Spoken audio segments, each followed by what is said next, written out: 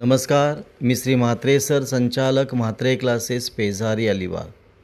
आजचा टॉपिक आहे common ion effect. साध्या भाषेमध्ये कॉमन आयन इफेक्ट म्हणजे काय, तर कॉमन आयनमुळे जो इफेक्ट होतो तो कॉमन आयन इफेक्ट.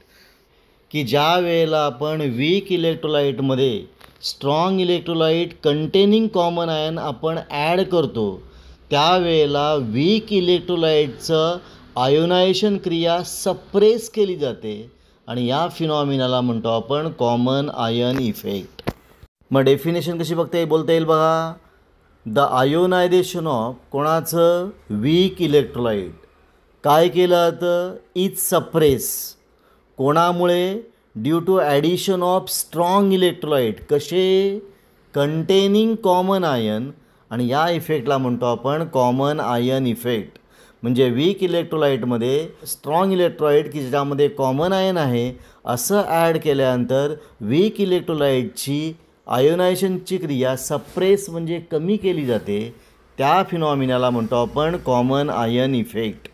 आता कॉमन आयन इफेक्ट आपण एक्सप्लेन कसं करणार बघा. ॲसिटिक ॲसिड म्हणजे CH3COOH हा वीक ॲसिड आहे, तो कमी प्रमाणामध्ये डिसोसिएट होतो. डिसोसिएशन कसं दिलं बघा, CH3COOH it give CH3COO minus plus H plus.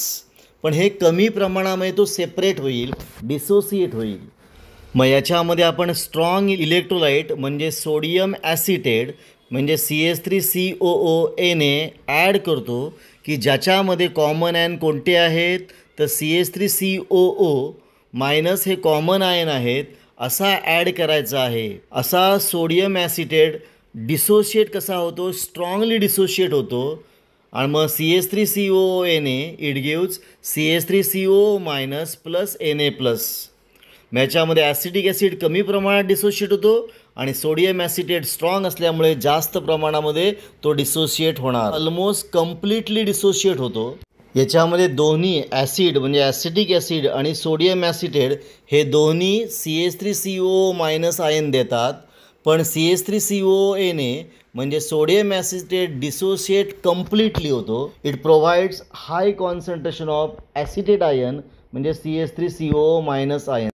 मग ली कॅटलायज प्रिन्सिपलप्रमाणे सोडियम ॲसिटेटकडनं जे ॲसिटेट आयन येतात म्हणजे CH3COO मायनस आयन येतात ते ॲसिटिक ॲसिड म्हणजे CH3COOHच्या डिसोशिएशनच्या इक्विलिब्रियमला लेफ्ट साईडला शिफ्ट करतात. पुन्हा बघा, ली कॅटेलर प्रिन्सिपलप्रमाणे सोडियम ॲसिटेटमधले ॲसिटेट आयन ॲसिटिक ॲसिडच्या डिसोसिएशनच्या इक्विलिब्रियमला लेफ्टकडे शिफ्ट करतात. इक्विलिब्रियमला लेफ्टकडे शिफ्ट केल्यामुळे रिव्हर्स रिॲक्शन फेवर होते. रिव्हर्स रिॲक्शन इज फेवर्ड आणि मग त्या रिव्हर्स रिॲक्शनमध्ये ॲसिटेट आयन H बरोबर कंबाईन होऊन ॲसिटिक ॲसिड तयार होतं. म्हणजे ॲसिटिक ॲसिडच्या डिसोसिएशनची क्रिया कमी केली जाते, सप्रेस केली जाते.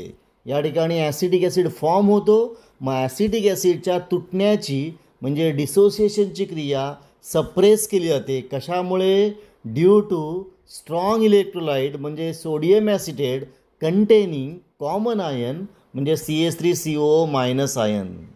मग कॉमन आयन इफेक्ट कसं बोलता येईल, तर वीक इलेक्ट्रोलाइटच्या आयोनायझेशनची क्रिया सप्रेस होते. कशामुळे, due to addition of strong electrolyte containing common ion is called as common ion effect.